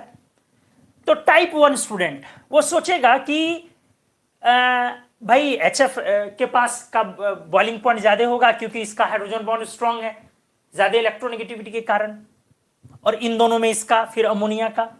तो 100 के ऊपर कौन बॉइल करेगा? तो 100 तो वाटर होता है, वाटर का 100 बॉइलिंग पॉइंट है, ध्यान से सुने, इसीलिए उस क्वेश्चन का आंसर वो ए करेगा। टाइप 1 का जो अपना स्टूडेंट है उन्होंने गलत बनाया है, क्योंकि उन्होंने बॉइलिंग पॉइंट का ऑर्डर गलत लिखा है। उन्होंने ये नहीं देखा है कि भले ही HF स्ट्रांग बनाता बट 2 ही बनाता है, और H2O2 उतना स्ट्रांग नहीं बनाएगा HF इतना, बट 6 बनाएगा, तो इफेक्टिविटी H2O2 की ज्यादा। टाइप 2 स्टूडेंट, टाइप 2 स्टूडेंट जिसके कॉन्सेप्ट थोड़े अच्छे हैं, तो वो बॉइलिंग पॉइंट का ऑर्डर लगाएगा, अच्छे से देखो, सही ऑर्डर लगाएगा टाइप 2 वाला, कि हमारे टीचर ने मेरे को ये बताया। तो अब इसका बॉइलिंग पॉइंट 100 डिग्री सेंटीग्रेड, और तो इस क्वेश्चन का सही आंसर कि बॉइल्स अबव 100, तो H2O2 हो गया, तो इस क्वेश्चन का आंसर सी हो गया। दोस्त ये भी गलत है, ये भी गलत है। टाइप 3 स्टूडेंट, ये कौन वाले हैं?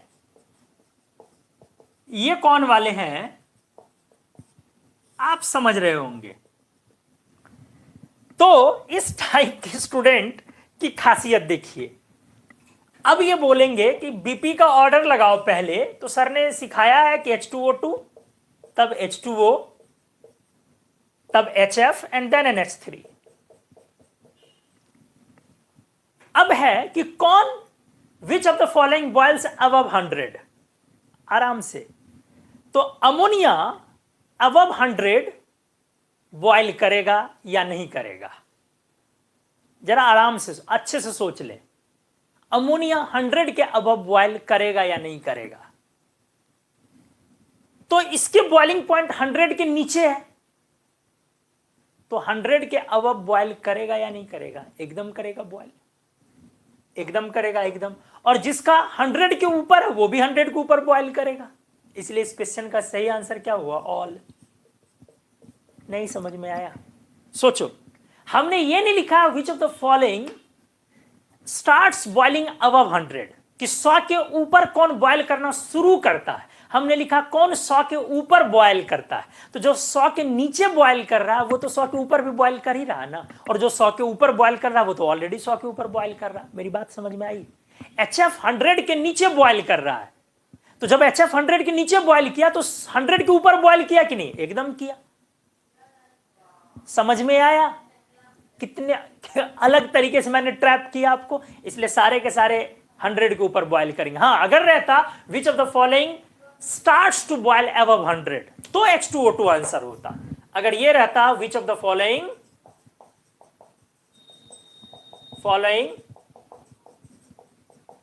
स्टार्ट्स टू बॉइल अबव 100, तब इस क्वेश्चन का आंसर होता H2O2 वाला, मतलब सी।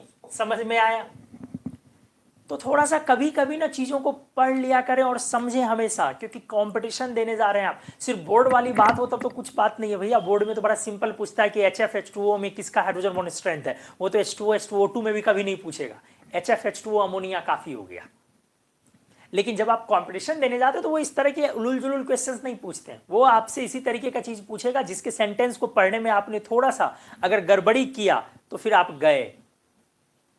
ठीक है, नॉलेज से ज्यादा वहां एप्टीट्यूड इवैल्यूएशन होता है, कॉन्सेप्ट का इवैल्यूएशन होता है। ठीक है, कंपटीशन में। तो इसलिए इंपॉर्टेंट ये चीज, उम्मीद है ये आपको समझ में आई होंगी चीजें मैंने क्या बोला। चलो आ जाओ, मैं आपसे बोलता हूं बड़ा अच्छा एप्लीकेशन, बहुत unique ultimate application. Give the order of distillation of constituents when liquid air is subjected under fractional distillation. Under fractional distillation बहुत यूनिक एप्लीकेशन हमने दिया है, बहुत यूनिक, बेहद यूनिक। आ जाए हमारे इनऑर्गेनिक को फील करें। Give the order of distillation of constituents when liquid air is subjected under fractional distillation. मतलब क्या हुआ? एयर का लिक्विड फॉर्म, एयर को लिक्विफाई करके लिक्विड फॉर्म एयर का, उसको हमने आपको डिस्टिलेशन प्रोसेस में डालने को बोला, फ्रैक्शनल डिस्टिलेशन। मतलब डिस्टिल ऑफ होना, आप समझते हैं ना, लिक्विड का डिस्टिल ऑफ होना, इवेपोरेट करके वेपर फेज में जाना। तो डिस्टिल करना मतलब एयर को लिक्विफाई कर लिया, अब आप उसको डिस्टिल कर रहे हैं, मतलब धीरे धीरे धीरे धीरे आप उसका टेम्परेचर बढ़ा रहे हैं, तो सारा कॉन्स्टिट्यूएंट एक एक करके इवेपोरेट करेगा। कौन पहले इवेपोरेट करेगा? डिस्टिल ऑफ होगा, उड़ेगा, जिसका बॉइलिंग पॉइंट कम होगा। बहुत क्लियर है। लिक्विड एयर में क्या है भाई? बहुत सारी चीजें, एयर में तो बहुत सारी चीजें, तब भी 5, 7, 8 चीज क्या है? जैसे inert and noble gases air में है, वो सारे ले लो। और N2O2 ये तो मेजर है, CO2 मेजर है, और हाइड्रोजन भी ऐड कर लो। तो इतनी, जब आपने एयर को लिक्विफाई कर लिया, चाहे हाई प्रेशर पे किया कि टेम्परेचर को लो करके किया, आपने एयर को लिक्विफाई कर लिया। जब आपने एयर को लिक्विफाई किया तो उसका सारा कॉन्स्टिट्यूएंट, अवयव सारे के सारे लिक्विफाइड हो गए। अब जब आप धीरे धीरे टेम्परेचर बढ़ा रहे हैं तो उसके कॉन्स्टिट्यूएंट एक एक करके स्केप कर रहे हैं, डिस्टिल ऑफ हो रहे हैं, और जिसका बॉइलिंग पॉइंट सबसे कम है वो सबसे पहले स्केप करेगा, इवेपोरेट करेगा, डिस्टिल ऑफ होगा। तो फ्रैक्शनल डिस्टिलेशन इसी को बोलते हैं, बारी बारी से, वन बाय वन। तो उसी में ऑर्डर लिखना है, ठीक है? तो चलो आ जाओ, मैं इसको सॉल्व कर रहा हूं। बहुत मजेदार हमने चीजें आपको आपके 12th के सिलेबस से निकाल के दी। चलो आ जाओ। सबसे पहले लिक्विड एयर में मैं क्या क्या ले रहा हूं? एयर को लिक्विफाई कर दिया तरल में, क्या सब ले रहा हूं भैया? O2 ले रहा हूं, N2 ले रहा हूं, CO2 तो सबसे पहला चीज है, हाइड्रोजन भी लूंगा, और इनर्ट एंड नोबल गैसेज में हीलियम, नियन, आर्गन, क्रिप्टॉन वगैरह सब लूंगा, बहुत सारे। इसके बाद SO2, NO2, बहुत सारी चीजें, H2S। लेकिन चलो ये मेजर कॉन्स्टिट्यूएंट्स लिया हमने। मेजर से ज्यादा अच्छा होगा लिखना मेन कॉन्स्टिट्यूएंट्स, मुख्य अवयव। अब मैं बोलूंगा the constituent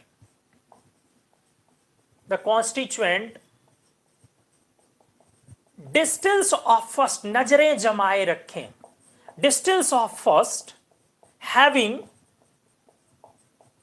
lowest boiling point और heat of evaporation। सबसे पहले वो वाला कॉन्स्टिट्यूएंट डिस्टिल ऑफ होगा जिसका बॉइलिंग पॉइंट कम होगा। तो आप इनके बॉइलिंग पॉइंट का ऑर्डर लिखे ध्यान से। सबसे कम, सब में आईडी फोर्स, क्योंकि सबके सब नॉन पोलर है, सबके सब नॉन पोलर है, तो फोर्स के नाम पे सब में इंटरेक्शन के नाम पे क्या है? आईडी। अब देखें कि इसमें सबसे हल्का कौन है? Hydrogen and helium. अभी आपने थोड़ी देर पहले पढ़ा, हाइड्रोजन और हीलियम में किसका heat of evaporation boiling point ज्यादा? हाइड्रोजन का, सरफेस एरिया के कारण। तो सबसे कम आया हीलियम, फिर आया हाइड्रोजन।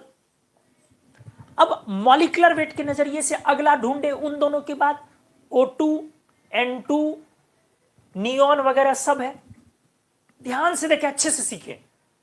तो O2 का 16 इंटू 2, N2 का 14 इंटू 2, और नियॉन का 20 ना, तो 20 कम पड़ा, तो अगला नंबर हो गया नियॉन 20, अगला नंबर N2,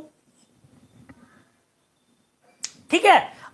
अगला नंबर देखो, फिर ये 16 इंटू 2 32, और आर्गन को देखो 40 के अराउंड, 32 और ये 40 के अराउंड। लेकिन अब ऑर्डर को जरा देखो, यहां से याद रखने के लिए मैं एक ट्रिक समझा रहा हूं, क्योंकि इतना आसान नहीं है कि आप सबको अपने फॉर्मूले से लगा लें। पहला तो आपने लिख लिया सबसे कम, आ जाए वापस यहां, सबसे कम लिख लिया हीलियम और हाइड्रोजन। अब कैसे याद रखो, मैं आपको ट्रिक देता हूं। एक इनर्ट गैस, एक दूसरा गैस, एक इनर्ट गैस, एक दूसरा गैस, एक इनर्ट गैस, एक दूसरा गैस, आर्गन, दूसरा gas oxygen, inert gas krypton, दूसरा गैस CO2। समझ में आया? शानदार एप्लीकेशन है ये। एक इनर्ट गैस, पहले हीलियम हाइड्रोजन लिख लिया, तो इनर्ट गैस दूसरा गैस, इनर्ट गैस, अब सबसे हल्का वाला लेंगे ना पहले, फिर दूसरा गैस हल्का वाला N2, inert gas argon O2 krypton. लेकिन अगर मॉलिक्यूलर वेट से सब सजाते तो गलत हो जाता, यहीं पर फंस जाते। किसमें? आर्गन O2 में। आर्गन 40 और वो 16 × 2 32, वहीं पर आप फंस जाते। तो आर्गन O2 में फिर O2 ज्यादा सरफेस एरिया के कारण, वहां पर सरफेस एरिया फैक्टर लगा। नियोन और N2 में फिर N2 ज्यादा सरफेस एरिया फैक्टर के कारण, क्योंकि मॉलिक्यूलर वेट में बहुत का डिफरेंस नहीं है। समझ में आया लॉजिक? कितने अच्छे तरीके से लगा। तो एक इनर्ट गैस, एक दूसरा गैस, एक इनर्ट गैस, एक दूसरा गैस, एक इनर्ट गैस, एक दूसरा गैस, एक इनर्ट गैस, एक दूसरा गैस। तो ऑर्डर ऑफ डिस्टिलेशन क्या हो जाएगा? सबसे पहले डिस्टिल ऑफ कौन होगा? कौन होगा? हीलियम, उसके बाद हाइड्रोजन, फिर नियोन, फिर नाइट्रोजन, फिर आर्गन, फिर ऑक्सीजन, फिर क्रिप्टॉन, फिर कार्बन डाइऑक्साइड। तो उम्मीद है आपने एंजॉय किया होगा, चीजों को सीखा होगा। एक पेज हम लोग और आज के लेक्चर को बनाते हैं, और मजेदार कुछ और अच्छे यूनिक एप्लीकेशंस के साथ। आज का आखिरी पेज होगा वो। प्लीज स्क्रीनशॉट ले इस पेज का और मेरे को बताएं, समझाएं कि आप अच्छे से एंजॉय कर रहे हैं, समझ पा रहे हैं या नहीं, प्लीज।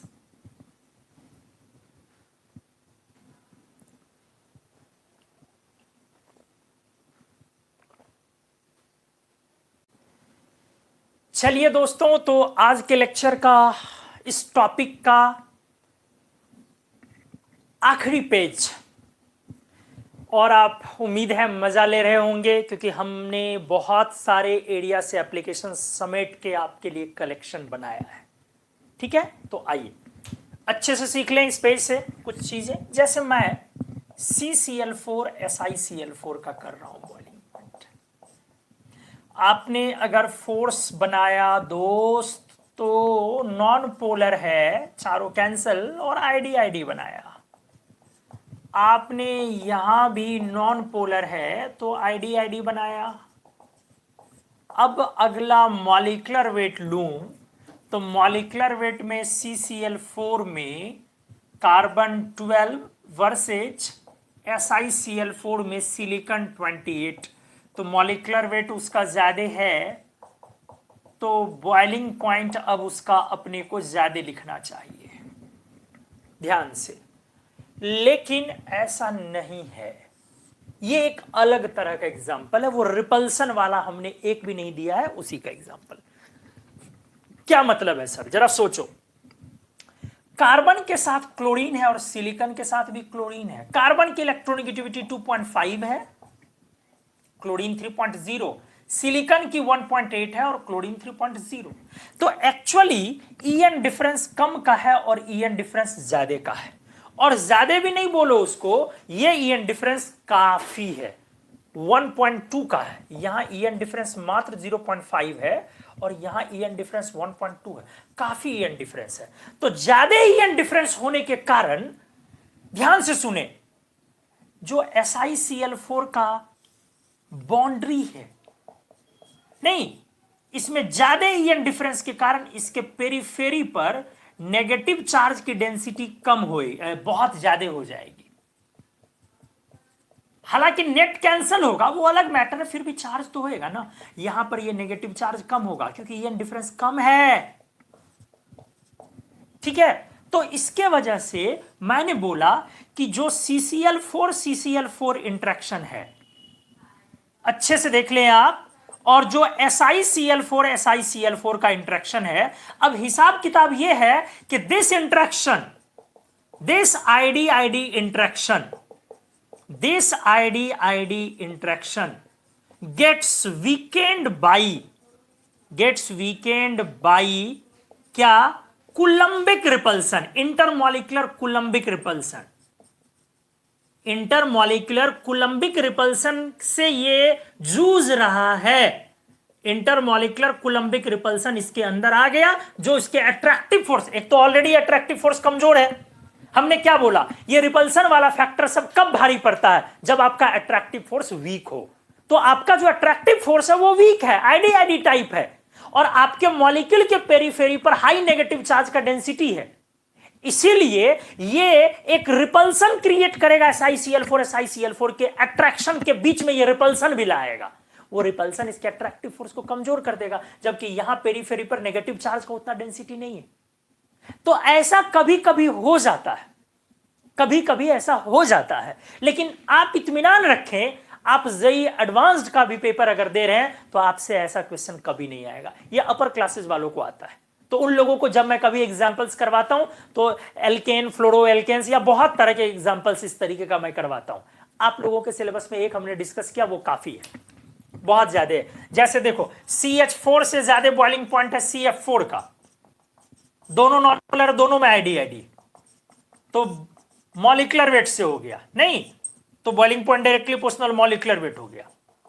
लेकिन अगर वहीं पर मान लो कार्बन आपने 10 ले लिया और फ्लोरीन भी आपने 10 ले लिया, फ्लोरोडिकेन हो गया, तो इस बार इतना ना ज्यादा हाई इलेक्ट्रोनेगेटिव एलिमेंट्स हो गया है ना, वही रिपल्सन के कारण बॉइलिंग पॉइंट अब इसका ज्यादा हो जाएगा, जबकि शुरू में उसका काफी ज्यादा था। तो ऐसा कभी कभी हो जाता है, लेकिन बहुत ज्यादा इस्तेमाल आप ऐसे टॉपिक का एप्लीकेशन का नहीं करेंगे, क्योंकि आपके सिलेबस में इस तरह की चीजें नहीं आएंगी, यकीन रखें नहीं आएंगी। तो बहुत ज्यादा ग्रिप लेना जरूरी नहीं है, थोड़ा सा हमने समझा दिया, क्योंकि अलग अलग तरह के मटेरियल आप सॉल्व करते हैं। आप इनऑर्गेनिक केमिस्ट्री में वीके जायसवाल सर की बुक सॉल्व करते हैं, जो मैं फ्रीक्वेंट करवाता हूं आपको, तो उस बुक में CCl4 SiCl4 का एग्जाम्पल आ जाएगा। तो उस समय नहीं बनेगा तो कुमार मन्नू सर जिंदाबाद, सॉरी मुर्दाबाद, मुर्दाबाद, मुर्दाबाद चिल्लाने लगोगे तुम लोग। तो मोदी है, मोदी है, मनमोहन ना कुछ बोले तो मनमोहन है, मोदी ज्यादा बोले तो मोदी है। तुम लोगों पर यार भरोसा करना तो बड़ा मुश्किल है ना, है? किसी को चैन से रहने देते हो? वाजपेयी जी जब थे तो वाजपेयी जी को भगा दी, अब जब वाजपेयी जी चले गए तो अब कहते यार वाजपेयी जैसे आज तक तो नेता ही नहीं हुए। तो ऐसा थोड़ी ना होता है। हाँ, चलिए आइए। तो इसीलिए मैंने बता दिया कि कल को मेरा नाम में भी हाय हाय ना लगा दो। तो चला अगला एग्जाम्पल मैं लेता हूं, NaCl, आइस, ड्राई आइस और CO2। इसका मैं मेल्टिंग पॉइंट पूछ रहा हूं। देख, सब सॉलिड है, ध्यान से। तो टाइप्स ऑफ सॉलिड देख, आप अच्छे से देख। NaCl आपका आयोनिक कंपाउंड है, तो आयोनिक सॉलिड का हाई मेल्टिंग पॉइंट है। आइस आपका H2O के बीच हाइड्रोजन बॉन्ड है। तो कौन से टाइप का सॉलिड है याद करो, मॉलिक्यूल के बीच अगर सेकेंडरी बॉन्डिंग फोर्सेज हो तो ऐसे सॉलिड को अपन मॉलिक्यूलर सॉलिड बोलते हैं। याद कर, बहुत अच्छे से पढ़ाया है। ड्राई आइस भी हमने पढ़ाया आपको, ये सॉलिड कार्बन डाइऑक्साइड को बोलते हैं। यहां मैं SiO2 लिख रहा था, ड्राई। सॉलिड CO2 को, कार्बन डाइऑक्साइड जब सॉलिड हो तो उसको ड्राई आइस बोलते हैं। तो CO2 तो नॉन पोलर है ना रे, नॉन पोलर है, इसलिए यहां पर CO2 के बीच कौन सा फोर्स आएगा, आईडी। और सॉलिड का कौन टाइप हुआ, ये भी मॉलिक्यूलर सॉलिड हुआ। अब एक एग्जांपल है SiO2 हमने आपको पढ़ाया है। SiO2 ऐसा स्ट्रक्चर नहीं होता है, हमने आपको पढ़ाया है। SiO2 का पॉलीमेरिक स्ट्रक्चर होता है। पॉलीमेरिक स्ट्रक्चर, कोवेलेंट बॉन्ड के थ्रू ये पॉलीमराइज हो जाता है। ध्यान से, एक सिलिकॉन 4 ऑक्सीजन से, हर एक ऑक्सीजन 2 सिलिकॉन से, हर सिलिकॉन 4 ऑक्सीजन से और हर ऑक्सीजन 2 सिलिकॉन से, इस तरह से। तो ऐसे सॉलिड को हम कोवेलेंट सॉलिड बोलते हैं, जो कोवेलेंट बॉन्ड से पॉलीमराइज हो जाए, और एग्रीगेट हाई मॉलिक्यूलर वेट के कारण इसका बॉइलिंग पॉइंट बहुत ज्यादा होता है। एग्रीगेट हाई मॉलिक्यूलर वेट की वजह से इसका बॉइलिंग पॉइंट हाई हो जाता है। तो अब पता चल गया सबसे ज्यादा बॉइलिंग पॉइंट किसका हो गया दोस्त, ये आयोनिक सॉलिड का भी हाई और कोवेलेंट सॉलिड का भी हाई। कोवेलेंट सॉलिड किसको बोलते हो बेटा, हमने पढ़ाया आपको, SiO2 मॉलिक्यूलर सॉलिड नहीं है, SiO2 कोवेलेंट सॉलिड है। मॉलिक्यूलर सॉलिड और कोवेलेंट सॉलिड में क्या फर्क होता है? कोवेलेंट सॉलिड कोवेलेंट बॉन्ड से पॉलीमराइज हो जाता है, बहुत हाई मॉलिक्यूलर वेट और हाई मेल्टिंग पॉइंट होता है उसका, जबकि मॉलिक्यूलर वेट सॉलिड का सबसे कम मेल्टिंग पॉइंट होता है। क्यों? क्योंकि मॉलिक्यूल के बीच इसमें वैन डर वाल्स फोर्स या H बॉन्ड होते हैं, वीक बॉन्ड्स होते हैं, और आयोनिक सॉलिड का हाई होगा क्योंकि आयोनिक बॉन्ड तो स्ट्रॉन्ग होते हैं। ठीक है, तो अच्छे से आइए, सबसे ज्यादा बॉइलिंग पॉइंट किसका? SiO2 का, उसके बाद आयोनिक सॉलिड NaCl, तब हाइड्रोजन बॉन्ड के कारण H2O और वैन डर वाल्स फोर्स के कारण ड्राई सबसे पीछे। जैसे एक एग्जांपल मैं ये लूं, KCl मेथनॉल सिलिकॉन, ये एग्जांपल मैंने लिया, KCl मेथनॉल सिलिकॉन। मैं ये जानना चाहता हूं कि इसमें किसका बॉइलिंग पॉइंट ज्यादा होगा, तो नेचर को जरा समझो। KCl फिर से आयोनिक सॉलिड, मेथनॉल में H बॉन्ड, तो अगर ये सॉलिड होगा तो कैसा solid? Molecular solid. Silicon, elemental silicon में क्या होगा? हर सिलिकॉन 4 बॉन्ड से, हमने पढ़ाया आपको पहले, और हर सिलिकॉन अगला 4 बॉन्ड से, मतलब चेन में फैलते जाएगा। तो कैसा सॉलिड हो जाएगा? Covalent solid. तो कोवेलेंट सॉलिड का फिर से हाई मेल्टिंग पॉइंट, इसीलिए चलो आ जाओ, चारों में सबसे ज्यादा मेल्टिंग पॉइंट किसका हो गया? सिलिकॉन, फिर KCl, और तब ना तीनों में मेथनॉल। उम्मीद है समझ में आया होगा। तो हमने इस टॉपिक में बहुत सारे एग्जाम्पल्स एंड एप्लीकेशंस किए दोस्तों। उम्मीद है अब आप इस टॉपिक को जवाब देने के लिए जेई मेन वालों को, जेई एडवांस्ड वालों को, नीट वालों को तैयार होंगे। कैसा जवाब? करारा जवाब। तो आप सारे एग्जाम्पल्स को जो आपके नोट्स में इस तरह से कलेक्ट हुआ पिछले 4 लेक्चर्स में, इंक्लूडिंग आज का, एग्जाम्पल्स निकाल के खुद से एक बार प्रैक्टिस करेंगे। खूब प्रैक्टिस कर ले, एक बार 2 बार कर ले, और इसका एक टेस्ट या पेपर जो आपको प्रैक्टिस का मेरे तरफ से मिलेगा उसको भी कर ले, और वीके जायसवाल की बुक से H बॉन्ड और मॉलिक्यूलर फोर्स को टॉपिक को अब सॉल्व कर ले। आप केमिकल बॉन्डिंग बेसिक में भी वो टॉपिक मिलेगा और केमिकल बॉन्डिंग एडवांस में भी वो टॉपिक मिलेगा आपको 4 जगह, फिर लेवल 1 में भी मिलेगा, लेवल 2 में भी 4 जगह मिलेगा। केमिकल बॉन्डिंग बेसिक में मिलेगा लेवल 1 लेवल 2, और chemical bonding advanced level 1 level 2, तो 4 जगह पर वो आपको मिलेगा। चारों जगह से सारी चीजों को अच्छे से सॉल्व कर ले, और अगले लेक्चर में मिलते हैं हम लोग नए टॉपिक के साथ।